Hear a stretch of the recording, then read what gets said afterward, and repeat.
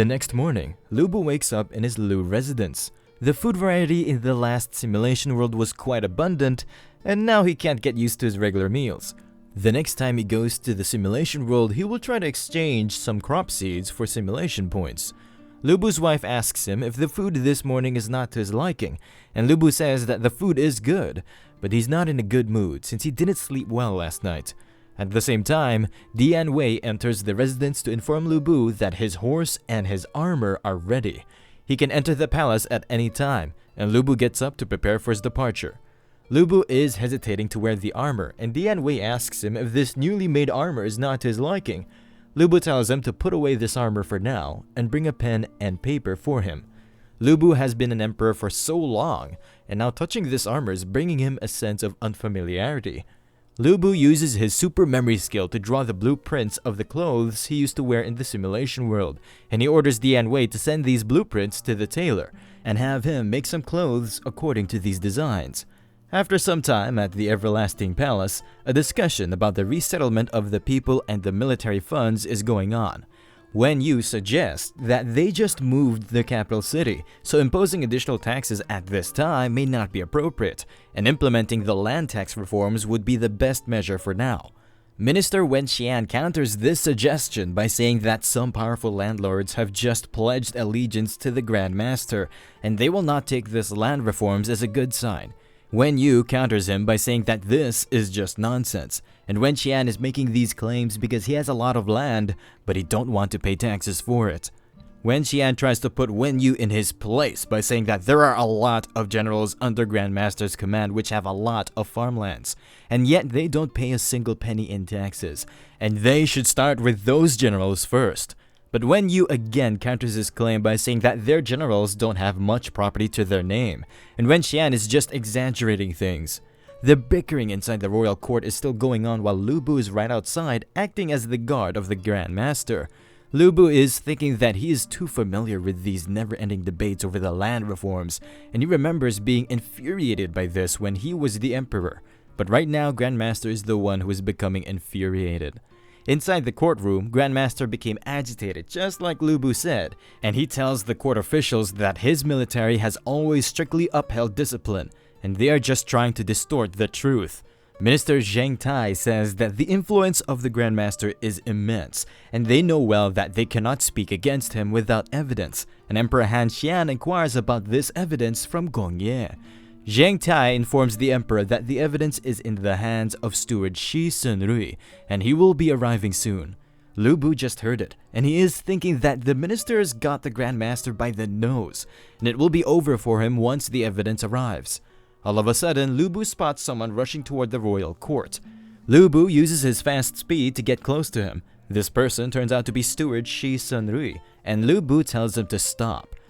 Shi Sunrui asks Lu Bu to let him pass as he has some urgent matter to attend in the court, and Lu Bu tells him that it's his duty to guarantee the safety of the court officials, so he will have to check the items steward Shi Sun is carrying. Shi Sun gives the letter to Lu Bu for inspection as he is thinking that Lu Bu is a musclehead, and he won't even understand the contents of this letter. It turns out the Grand Master already requested his generals to refrain from evading taxes, but they are all corrupt and doing tax evasion. But if this letter gets in the hands of the emperor, then the Grand Master will be done for.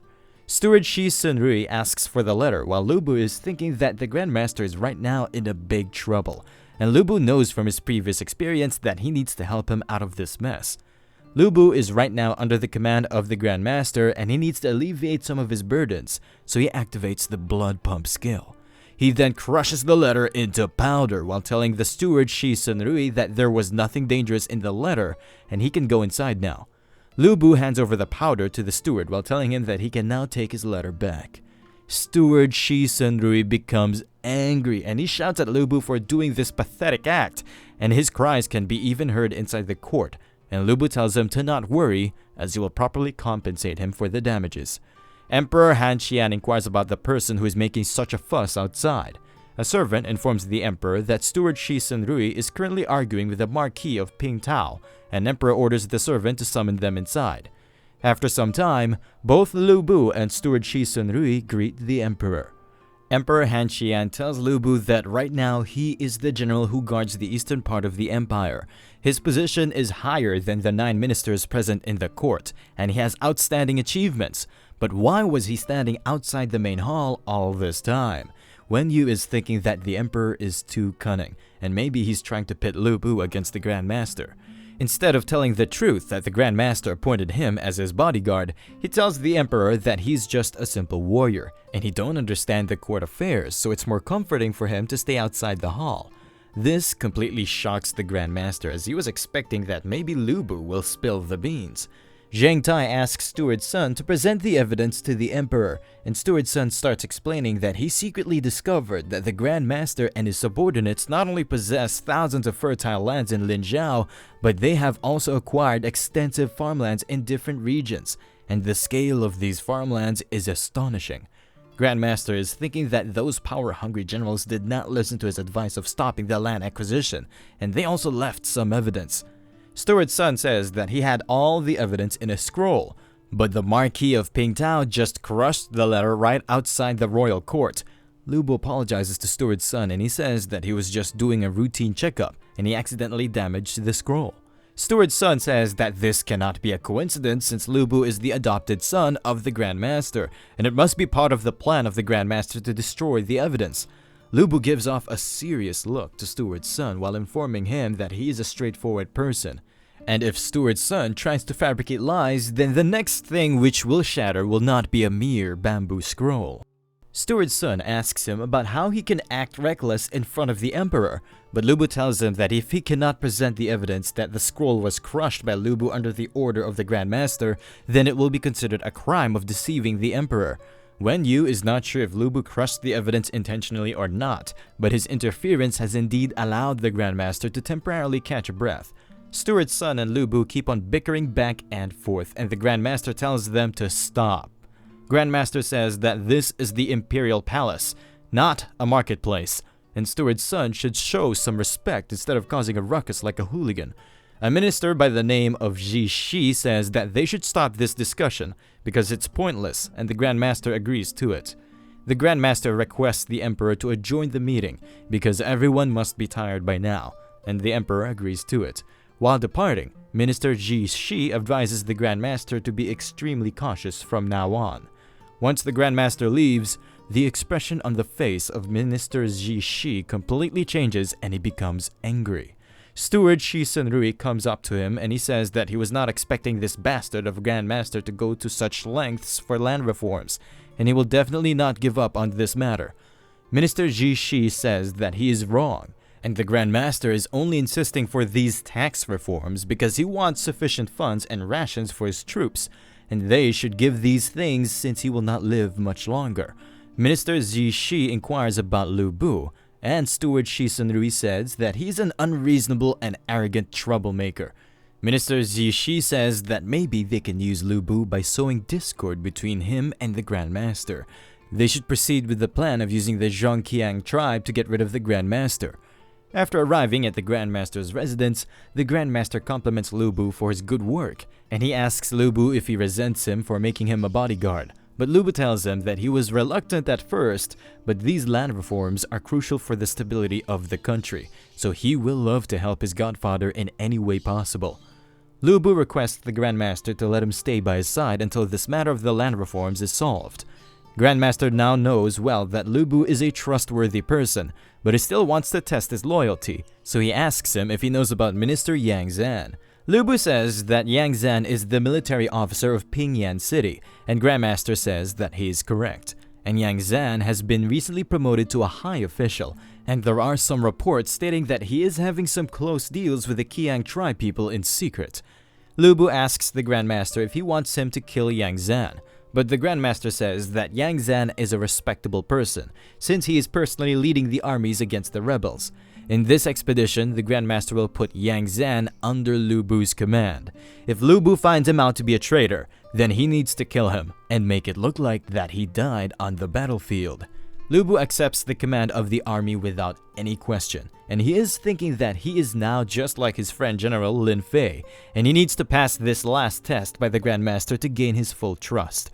After some days, Lu Bu meets with Hua Xiong, who has been promoted to the rank of a general. Hua Xiong informs Lu Bu that he is a general in just name, since all soldiers under his command are new recruits, and they can't handle basic horsemanship. Lu Bu tells them to not worry, as they will conduct military exercises together.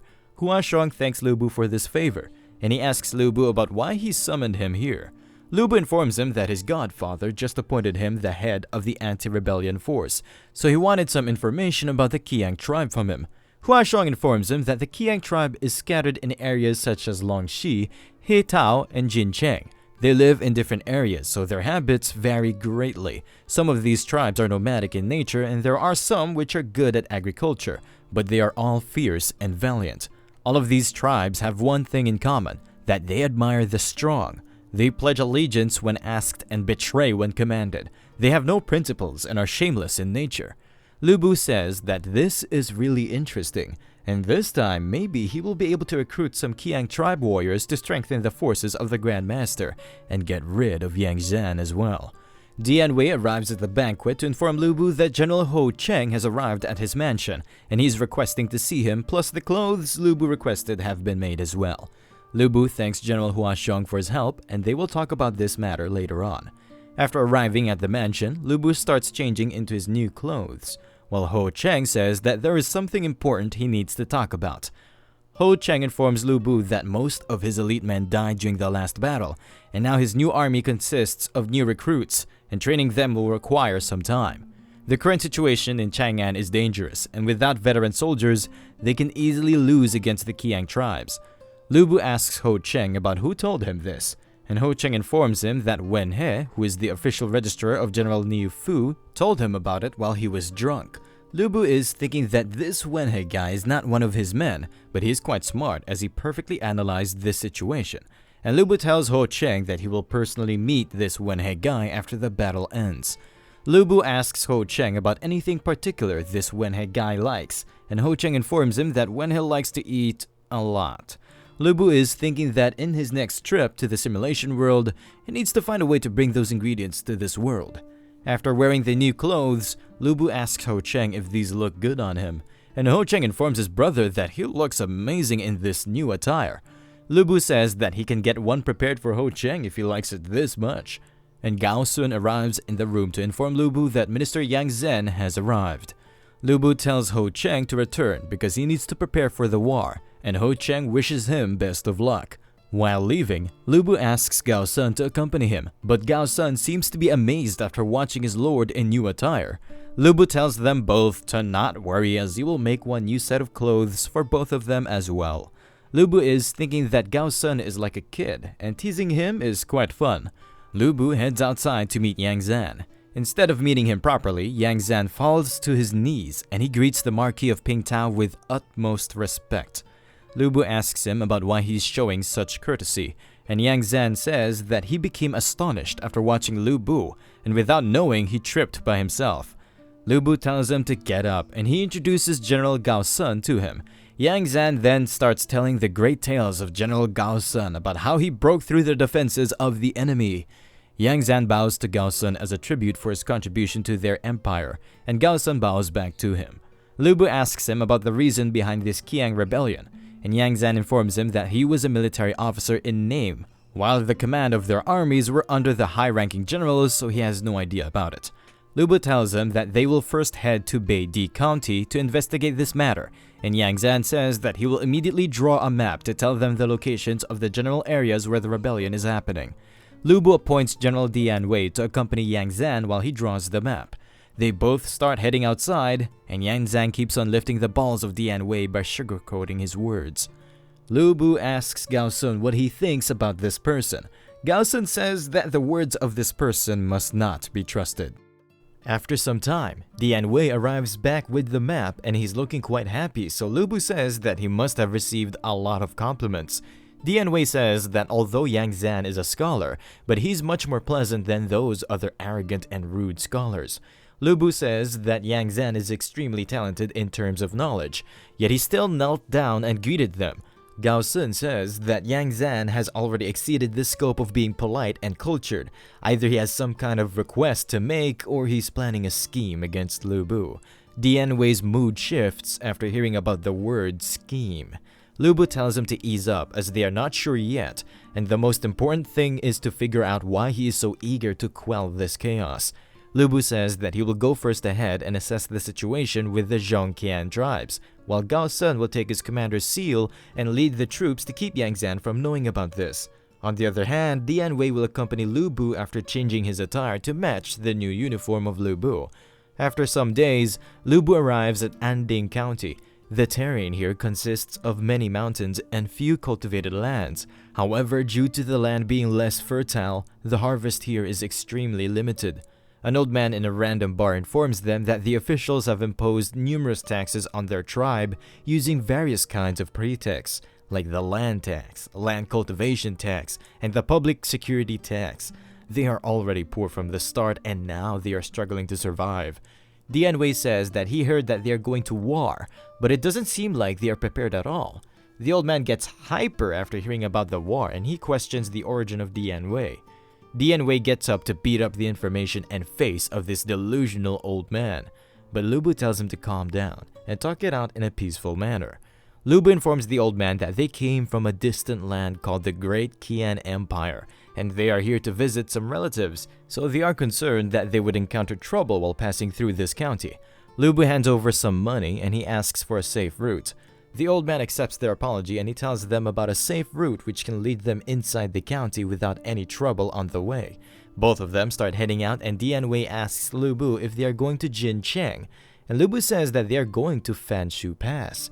The old man told them to avoid the Fanshu Pass, which means that there is something dangerous like a stronghold in there. Dian Wei compliments Lu Bu for his quick thinking. Lu Bu tells him that he should read some books, and Dian Wei says that he prefers to be beheaded instead of reading something. After some time, they arrive at the Fanshu Pass, but it is heavily guarded, and Dian Wei asks Lu Bu about how they are going to infiltrate it. Lu Bu says that infiltration is out of the question, and they will go straight from the front gate. Dian Wei gets ready as he thinks that maybe they are going to fight their way through the main gate.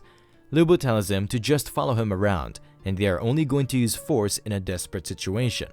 After some time, the guard stationed at the gate sees someone approaching them. They shout at Lu Bu to stop, and Lu Bu informs them that he is Marquis Lu Bu and he's here to quell the rebellion. The guard orders the archers at the outpost to get ready. The archers shoot their arrows at Lu Bu without wasting any time. The arrows are about to hit Lu Bu, but he easily catches them using one of his hands. He then throws the arrows back, and the arrows pierce through the bows of the archers. Everyone gets afraid after watching this precise showcase of skills, and Lu Bu informs them that he always prefers diplomacy over violence. And what just happened now is a warning to all of them. Even Dian Wei is amazed as only a few months since the last battle have passed, and Lu Bu's skills have exponentially grown in this time. The guards say that they cannot take him on by themselves, and maybe they should let Kemu Ji fight him. The guards inform Lu Bu that he will have to fight their first-rank warrior, and Lu Bu tells them to hurry it up. A few minutes passed and Lu Bu is almost bored to death. Finally, Kemu Ji, the first-ranked warrior of the Zhongqiang tribe, arrives, and he introduces himself to Lu Bu. Kemu Ji tells Lu Bu to take out his weapon, and he is eager to find out if Lu Bu lives up to his reputation. Lu Bu says that dealing with someone like him doesn't even require weapons. Just one of his hands is enough. Kemu Ji rushes toward Lu Bu at max speed. Lu Bu activates the blood pump circulation skill while Kemu Ji tries to slash him with his halberd. Lu Bu easily blocks the halberd with his bare hand without moving an inch. He then grabs the halberd and smashes the chest of Kemu Ji. Kemu Ji flies off into the distance. He falls down quite far from his initial position, and Lu Bu throws his halberd next to him. Lu Bu tells Kemu Ji to get up and continue fighting if he's not dead yet. Kemu Ji gets up and he is trembling. Instead of continuing the fight, he admits defeat and asks them both to follow him inside. While Kemu Ji is leading the way, Lu Bu realizes that the defenses in this stronghold are quite good. There are sentries stationed after every 100 meters. It looks like a huge portion of their main force is stationed in this stronghold. The leader of the Zhongqiang tribe compliments Lu Bu for defeating his first-ranked warrior, and Lu Bu says that he was just lucky. The leader of the Zhongqiang tribe is called Sen Ma, and after complimenting Lu Bu, his mood shifts and he says how dare you came here with just one guard. There are numerous archers stationed around the buildings, and they get ready for the order of their leader, while Senma asks Lu Bu if he's looking down on them. Dianwei gets angry and he tells Senma that this mere guard can take on all of his best men at once, and Lu Bu tells Dianwei to calm down, as he knows well that Senma will not take action against them. Senma says, "Where did you get the confidence that I will not dare to take any action against you?" And Lu Bu says that Senma didn't kill any officials after taking over the Pengyang city, and the reason why he didn't kill any officials is because this Qiang rebellion is actually a scheme they concocted in collusion with certain individuals within the court who are deceiving the imperial court for their own gains. Senma says that since Lu Bu has figured it out, there is now even more reason to not let him live. Lu Bu tells him that he's just an ordinary warrior, and how could he know about these things? The imperial court is already aware of this matter, that's why he came here. Senma tells his men to sheathe their weapons, and he asks Lu Bu about what the imperial court wants to say, and Lu Bu informs him that the Grand Master do not want rivers of blood to flow in this region, so he persuaded the court to not deploy any forces for the time being. Grandmaster knows well that the Qiang tribe wants to be treated equally like the Han tribes, so as long as they are willing to submit to the Grandmaster, he is willing to allocate some fertile lands to them. Plus, they will be exempted from excessive levies and taxes. Senma says that they are in a pickle since they already accepted favors from that person. Lu Bu tells him to not worry about that person since the imperial court intends to get rid of him. Senma becomes assured and he says that he will have his troops withdraw from the city of Pengyang. But Lu Bu tells him to not withdraw his troops, since there is something he needs their help with. After some hours, Dianwei and Lu Bu are heading back, and Dianwei says that Lu Bu was so confident because the imperial court had already planned it out. Lu Bu tells him the truth, that there are no plans, and he just guessed things on the spot and made it up. Dianwei says that Yang Zan is really doomed this time, and even after all of his schemes, he was seen through by Lu Bu. Lu Bu says that this might not be the doing of Yang Zan alone, and he is curious to know about the identity of this mastermind. Dianwei says that they can just go back and interrogate Yang Zan. Lu Bu says that Yang Zan is a high-ranking official, and they cannot force him without evidence, and the Grand Master ordered Lu Bu to get rid of Yang Zan in a way that no one will find out that he died by their hands. Lu Bu smirks as his father in the previous simulation world taught him how to turn such situations around. Lu Bu tells Dianwei to just wait and see how he handles it once they get back. When Lu Bu returns, Yang Zan starts pestering him with questions like where did he go while leaving his army behind, and instead of replying to him, Lu Bu compliments Gao's son for his new amazing attire. Lu Bu then turns to Yang Zan and he asks him if he knows why some people call him the Flying General, and Yang Zan kindly asks the Great Marquis to enlighten him. Many people believe that he's just good at fighting, and he has some exceptional archery skills, but that is not true at all. The title Flying General refers to his ability to anticipate the enemy's move in each battle, and leading his troops on the ground like a flying bird. In order to anticipate the enemy's moves, one must understand both himself and the enemy. Lu Bu informs Yang Zan that his purpose for going on this journey was to go to Pengyang City ahead of time. Yang Zan says that he heard before that Lu Bu did the same when he went to Ao Respiratory to get rid of the traitor Hu Zhen, and now he did the same to Pengyang, but Lu Bu says that things were different this time. Lu Bu says that his trip this time left him puzzled, as he made a rough estimation of the enemy forces, and those forces are far from being able to capture a city like Pengyang. He also saw people dressed as scholars entering and leaving the city, and he asks the Minister Yang to help him analyze this situation. Yang Zan is clearly afraid, but he tries to keep his calm as he knows well that Lu Bu has no evidence against him, and he must not reveal his intentions so openly. All of a sudden, Yang Zan gets a hold of Lu Bu. He tells Lu Bu that he's relieved to know that they are on the same side. He further says that he already discovered that there were individuals in the court colluding with those Qiang rebels. At first, he was worried that there might be a connection between the Grand Master and the Qiang rebels, but it seems like he was just worrying too much. Lu Bu says that he is saying things like he already predicted them, so he must also have a strategy planned. Yang Zan says that he will tell him about his strategy tomorrow, and Lu Bu asks him why do he needs to consider it, and why can't he just tell him right now. Lu Bu gives off a serious stare, and he asks Minister Yang if he has different intentions. In the simulation world, Lu Yong summoned the Minister of the Right Wen Zhang, and he forced him to make a decision of the appointment of the new Secretary of War on the spot. After he went away, Lu Yong informed his son that Wen Zhang is a cunning person, and if he had gone back to think about this decision, then he might have came up with a plan which might be advantageous to him. Lu Yong made him panic and make his decision on the spot so he cannot cook up a strategy. Lu Yong advises his son that if he comes across a cunning person in the future, then he should try to have them make decision in the most urgent situations, because no one can avoid showing some weakness when they are in a state of panic. Now, in the future, Yang Zan is trying his best to stay calm, and he tells Lu Bu that in his humble opinion, if they want to uncover the truth, then they need to find the main stronghold of the Zhongqiang tribe first. Lu Bu asks him if he knows about the location of their main stronghold, and Yang Zan replies by saying that he don't know. Lu Bu asks him about his strategy to find the hideout of the Qiang tribe, and Yang Zan says that this area is quite big, so searching for their stronghold is like searching for a needle in a haystack.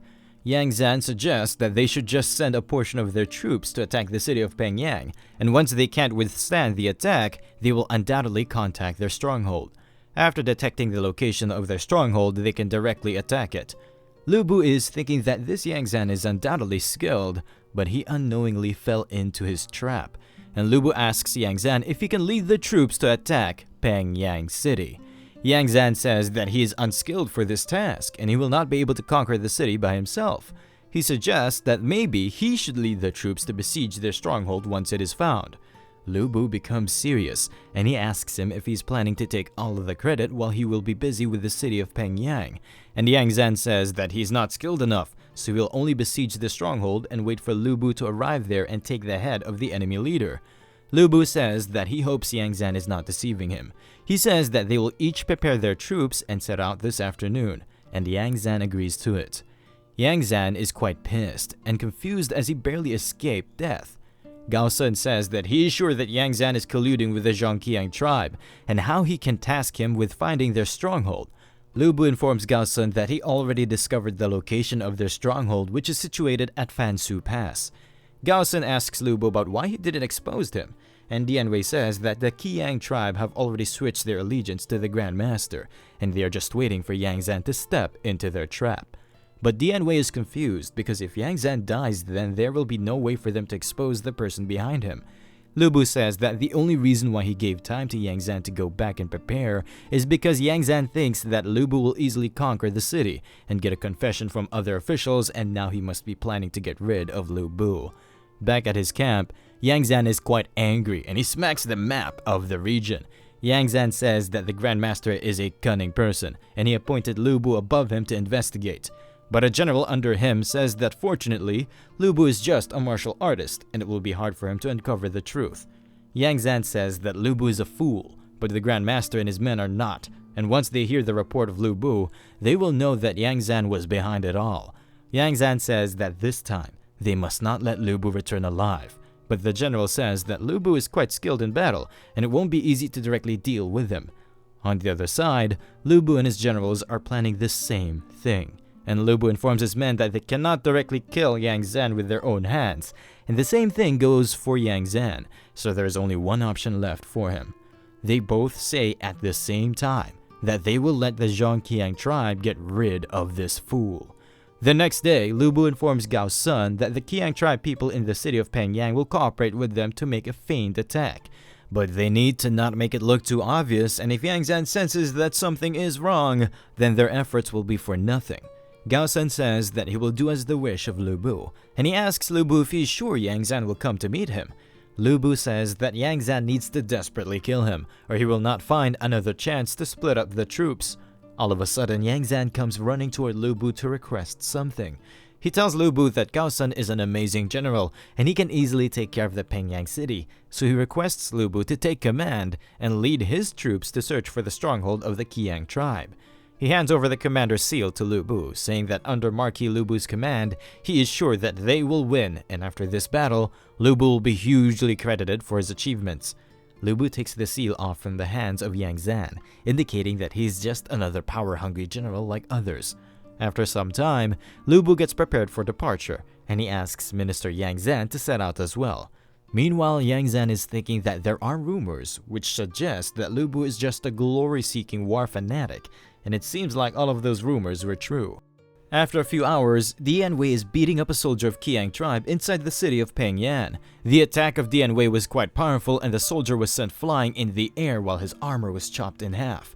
Dian Wei asks the other soldiers to spar with him, but they are quite afraid and Gao Sun tells them to stop it. Dian Wei says that their lord told them to make this feint assault look like real. That's why he was roughing up the soldiers of the Zhongqiang tribe. Gao Sun informs them that they have already gotten hold of the city, and they also sent a message to Yang Zan's troops, so there is no need to continue this farce. Meanwhile, Lu Bu is camping inside the region of Qishan with the army of Yang Zan. A soldier from Yang Zan's army informs Lu Bu that the city of Pengyan has already been conquered, and they found out that the stronghold of the Qiang tribe is located at the Fanshu Pass. Lu Bu orders the commander to get the soldiers ready, as they will immediately head out for the Fanshu Pass. After a few hours, the whole army of Yang Zan is mobilized, and they start heading toward the Fanshu Pass. Lu Bu compliments Yang Zan for his brilliant strategy, and he says that once he returns to the capital, he will put a good word for Minister Yang Zan in front of the Grand Master, and Yang Zan seems quite thankful for the compliments. Lu Bu moves ahead after saying that Minister Yang Zan is the best strategist in the empire, but Yang Zan seems to be quite annoyed by Lu Bu. Yang Zan is thinking that Lu Bu is a reckless and stupid person. He split up his troops, and now he is isolated and helpless, and soon it will be over for him. All of a sudden, some arrows rain down upon the armies of Yang Zan. The soldiers get ready to counter the ambush. Yang Zan orders his soldiers to quickly escape from this area, and he is thinking that the ambush happened a bit ahead of the location they originally planned, but all will be good once the Qiang tribe gets rid of Lu Bu. He starts running back and the cries of his soldiers don't bother him, as he had already ordered the Qiang tribe to kill some of his men, or else everyone will become suspicious that only Lu Bu died in that ambush. But out of nowhere, an arrow hits the neck of his horse, and he falls down to the ground. Yang Zan has no idea about why they hit his horse, or maybe it was a stray arrow. The volley of arrows end, and the Qiang tribe descends upon the remaining soldiers of Yang Zan. The soldiers are easily overpowered and killed in a few minutes. Yang Zan now knows well that he has been betrayed, but he has no idea as to why will the Zhongqiang tribe betray him. He looks back to find out that Lu Bu is standing alive and well. He then looks at the Zhong tribe men to find out that they are not hostile toward Lu Bu, and it all starts making sense to him. Yang Zan compliments Lu Bu for being a cunning man, and he should not have misjudged the situation. Lu Bu says that they are both cunning persons, and our Minister Yang Zan knows well what he needs to do to survive. Yang Zan pulls out the arrow from the neck of his horse, and he says that he's not a fool, and even if he reveals the identity of the mastermind, he knows well that he will still be killed right here. Yang Zan pulls the arrow to his throat, and he warns the soldiers to stay back. All of a sudden, Yang Zan looks at Lu Bu with a smile, and he advises him to be aware of Wen Yo. These prove to be his last words as he pierces the arrow through his own neck. The lifeless body of Yang Zan falls to the ground.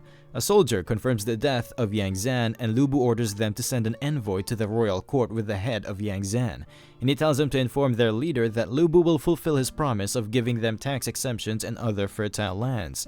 With that being said, Lu Bu starts heading back, but the last words of Yang Zan are bothering him.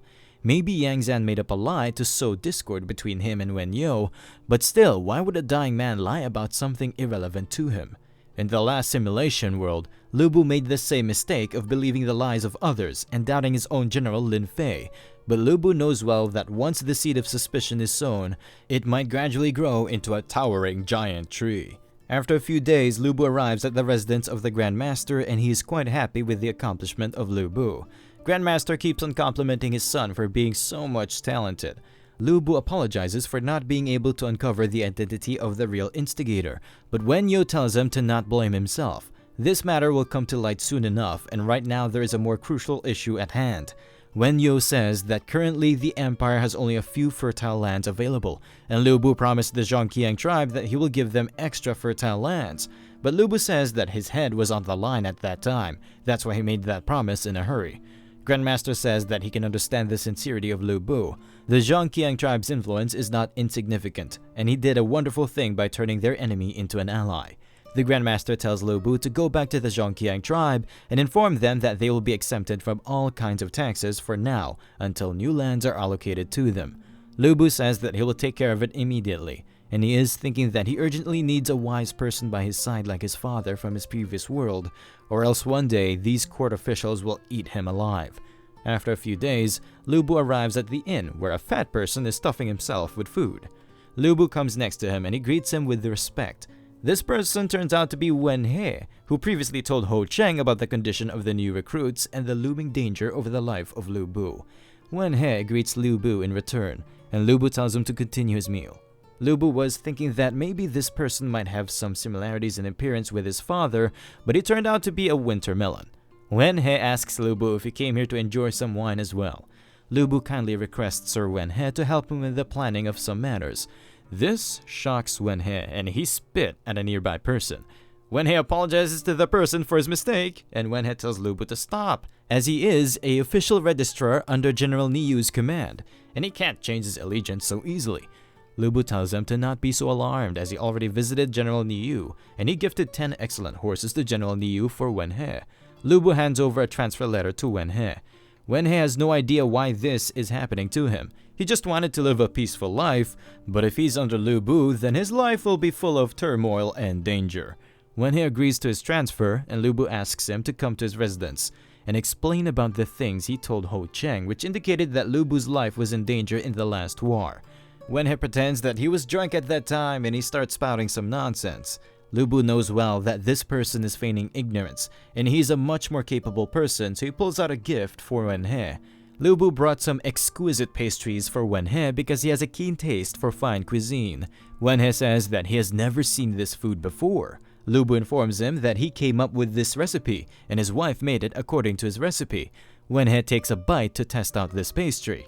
The taste of this pastry is really out of this world, and he feels like a dragon soaring through the sky. All of his taste buds start tingling with excitement as he has never seen or eaten something this good. Wen He keeps on gobbling the pastries like a pig. After finishing the pastries, Wen He is still not satisfied and he starts crying like a child. He is fearful that he might never taste this delicacy in the future, and he asks Marquis Lu Bu if he has some more pastries left. Lu Bu is thinking that the recipes of the great Qian dynasty are really good, but most of the ingredients from that world are not available in here. Lu Bu tells Wen He to not worry, as he has many more recipes that he might have never tried. Thinking about trying new kinds of food makes this foodie excited. Wen He gets up and he informs Lu Bu that he's willing to go to the Lu residence and discuss world affairs thoroughly with him. After a few hours, they arrive at Lu Manor and Wen He starts stuffing himself with food. Wen He informs Lu Bu that the Yuan brothers are duking it out with each other in the Central Plains, and whoever is successful will head for Guanzhong next. And when that happens, the Grand Master will find himself in a difficult position. Lu Bu says that he is correct, and maybe that's the reason why the Grand Master is becoming increasingly sensitive as well. Wen He further says that right now, the Grand Master is in urgent need of trusted individuals, and that's why he sent Marquis Lu Bu to quench the rebellion to prove his loyalty to the Grand Master. Lu Bu compliments Wen He for being an extraordinary talent, as he pointed out so many things from just a few pieces of information provided to him. Lu Bu tells Wen He that he wants his advice to a matter regarding the Zhongqiang tribe. But once he has heard this information, then there will be no turning back.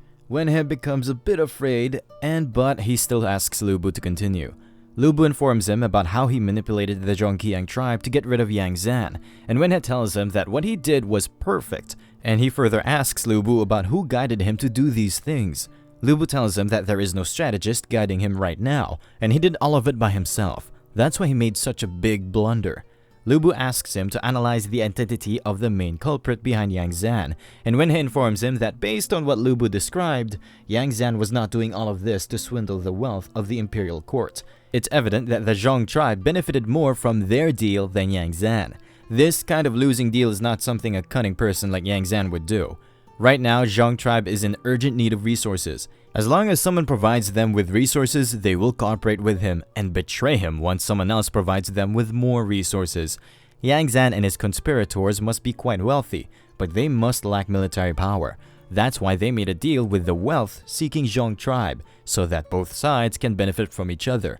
The last battle was a loss for the Grand Master, as he's the one who paid for the army of Lu Bu, and now his finances are already stretched thin due to the deal Lu Bu made with the Zhongqiang tribe. Right now, the Zhong tribe is collaborating with the Grand Master because they are provided with funds, but when the real time comes, they will betray the Grand Master who has less resources by making another deal with the collaborators of Yang Zan, as they have limitless wealth.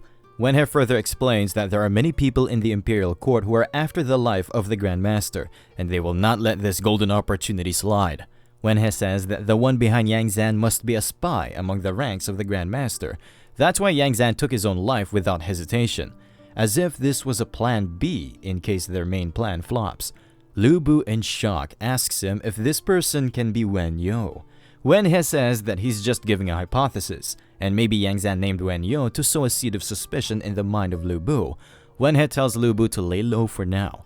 After the incident of the Yang Zan, everyone who wanted to get rid of the Grand Master have shifted their rage toward Lu Bu, as he is now the right-hand man of the Grand Master. In this situation, if someone convinces the Grand Master that Lu Bu is not trustworthy, then the person in the most danger in the kingdom will not be the Grand Master, but Lu Bu. Lu Bu kindly requests Sir Wenhe to guide him out of this mess. Wenhe gets up, as there is something he boldly wants to ask his lord. Wenhe comes closer to him as he whispers to him, asking him if he's genuinely loyal to the Grand Master, and this question shocks Lu Bu. Wenhe is not getting a reply, so he thinks that he might have overstepped his boundaries, and he asks for the forgiveness of Lu Bu as he is overly drunk and spouting nonsense. Lu Bu tells him to not be nervous in front of him. He is willing to seek his assistance and share these matters with him. Lu Bu admits that he was just a power-hungry war lunatic in the past. That's why he killed his previous godfather under the order of the Grand Master. But going through many experiences changed his way of life, and now he wants to bid farewell to his former self. Wenhe asks him about what will he do if he tells him that there is a way which Lu Bu can use to get away from all of this turmoil. Lu Bu replies by saying that he will not go away, and the safety of the Grand Master is the most urgent matter to him after his own life. Wenhe says that he will assist his lord from now on, and tomorrow he will go with Lu Bu to visit the Zhongqiang tribe. The very same night, the ministers are discussing about the failure of Yang Zan. One of the ministers suggests that maybe this Lu Bu is putting on a facade of being a barbarian, and in reality, he is a cunning person. But other ministers shun him by saying that Lu Bu is like a monkey, and Wen Yo must be the one who must have came up with a plan to expose Yang Zan. A minister by the name of Ziyan says that these Zhongqiang tribe people are untrustworthy. They wag their tails for whoever offers them more benefits. Steward Shi Sunrui says at least they are straightforward and their loyalty can be bought. And Ziyan asks about why they need to pay them now. Zheng Tai says that the Grand Master must not be able to fulfill his promise to the Qiang tribe. That's why he's sending Lu Bu to negotiate with them. Yang Biao suggests that they should buy off the Qiang tribe before Lu Bu arrives there. In this way, they can get rid of Lu Bu, and it will deal a major blow to the Grand Master. But Minister Zi Shi says that the Zhong tribe is blinded by greed, so to ensure safety, they need a backup plan, and they can't afford to kill Lu Bu yet. Others ask Minister Zi Shi if he has some kind of plan in mind. Zi Shi tells them to form an alliance with the Zhongqiang tribe, but they need to order them to not kill Lu Bu and just drive him away. If Lu Bu is killed, the Grand Master will become suspicious and more sensitive, and the trust they built with the Zhongqiang tribe will crack. After that, Zi Shi will try to win over Lu Bu to his side, and with the Zhongqiang added to their arsenal, the Grand Master is destined to doom. Some ministers agree with him, while some say that maybe they are falling into a trap set up by Wen Yo. As long as the Grand Master has no clear evidence, he cannot do anything to the minister's faction. But once they get their hand on a solid evidence, then they will be done for. A minister by the name of Zhu Hao says that his father is at odds with the Grand Master, and he is willing to go to the Qiang tribe to negotiate the new terms. Zheng Tai says that he's a good guy, but his father is a spy in the ranks of the Grand Master, and it will be their loss if his identity is exposed. Zhu Hao tells them to rest assured and he will take his own life just like Yang Zan if he gets exposed. Minister Li Shi thanks Zhu Hao and his family for their services to their faction. After a few days, Lu Bu and Wenhe are moving toward the Fengshu Pass with their army, and Wenhe says that taking this army with them during the negotiations is absolutely necessary. Lu Bu asks him if he thinks that this negotiation is likely to collapse, and it will lead to an open conflict. Wenhe says that they are taking the army with them to be just cautious, and he has another suspicion. After some time, they arrive at the Fensu stronghold, and Senma says the Grand Master and Lu Bu are trying to deceive them by reneging on their word and not giving the new fertile lands to them. Lubu says that the Grandmaster is really serious about this piece, and these tax exemptions will give them great profits in the short run until new fertile lands are arranged for them. But Senma is not happy with this arrangement, as this is a short-term solution, and the Grandmaster can go back on his word later on. Lubu says that it seems like you have no trust in the Imperial Court. Senma says that they trust anyone who gives them the most profit, and Lubu should not talk about trust while he himself marched in here with his army. Wenhe says that leading troops in this camp has nothing to do with trust, and he hopes that Senma can understand their position. Senma tells them that they are the scheming bastards. He further says that their cooperation is cancelled, and he will not make things difficult for them, and Lubu can just leave now. Wenhe says that it looks like another rich noble family has joined hands with them, and he asks about the identity of their new patrons, but Senma requests them to leave as he has nothing more to say. Wenhe says that maybe they should head back right now. All of a sudden, he looks back and he tells Senma to pass his regards to the father and son duo of Zhu Jun and Zhu Hao. Senma becomes shocked as he has no idea about how Wenhe deduced the identity of the noble who visited them a few days ago from the minister faction. On their way back, Lubu asks Wenhe about how he knew that it was the Zhu family who came here to bribe the Zhang tribe. Wenhe asks Lubu that if he noticed that expensive fabric the leader Senma was wearing right now. Lubu says that when the last time he met Senma, he was wearing ordinary clothes, but this time he was wearing quite expensive and premium-looking clothes. Wenhe says that he noticed that the craftsmanship on the fabric Senma was wearing was exquisite, which is completely different from what they normally wear, and the only nobles nearby who are involved in the expensive fabric business are the Zhu family. Lubu is thinking that he made the best choice by recruiting this fat genius. Lubu asks Wenhe if they are just going to report things to the Grandmaster after leaving things as they are. Wenhe says that maybe they should try an unconventional approach to this matter. Since the Zhu family has amassed their wealth through textile and clothing, the simplest and most direct approach will be to squeeze them out of their own industry. Wenhe then tells Lubu to forget it, since doing business is an extremely challenging task, but Lubu says that there is something that they can use to their advantage. Lubu asks him about his current clothing, but Wenhe says that he has no idea about clothes, and his specialty lies in the food industry. Lubu guarantees him that it will take him no more than less a year to become the biggest textile and fabric merchant in the entire capital. In his mind, he is thinking that he can use the unique dresses and machinery from the Su family of the simulation world. After returning to his home, Lubu starts preparing the blueprints of the textile machinery. Dianwei says that these blueprints look quite complex. Lubu hands over the blueprints of machinery and bamboo slips, which contain the instructions on how to operate the textile machines and the process for mass production to Wenhe. Lubu tells Wenhe that he should recruit workers and set up shops. Soon they will be able to expand their business at a faster rate than the Zhu family. In a few months, they will take over the entire clothing industry because no other fabric-related merchant has such machinery, and they can now mass-produce fabric in cheap rates. Wenhe says that he don't know much, but the design of this machinery looks ingenious, and with it, competing with the Zhu family will be child's play. But he knows well that even the top-notch craftsmen wouldn't be able to come up with something incredible like this. He asks Lubu about who taught him about this machine. Lubu tells him to not be so surprised by something so small. In the future, he will give them even bigger surprises. Lubu tells Wenhe to start working on this project right away, and he orders Dianwei to guard Wenhe. Dianwei is not happy and he asks why he needs to guard this fat guy. Wenhe says that he's not fat, he's just a bit round, unlike some people who only have muscles for their brains. Dianwei says that he's not dumb and he understands that sentence. He knows well that Wenhe is mocking him for having no brain. Wenhe says that maybe he just misunderstood. What he wanted to say was that everyone has their unique talents, and Dianwei's talent lies in his strength. Wenhe keeps on pumping Dianwei with praises, and Dianwei says sorry to him for misunderstanding his intentions. Both of them start leaving, and Lubu is thinking that these two are really marvelous subordinates. One of them has unparalleled strength, while the other one has high intelligence.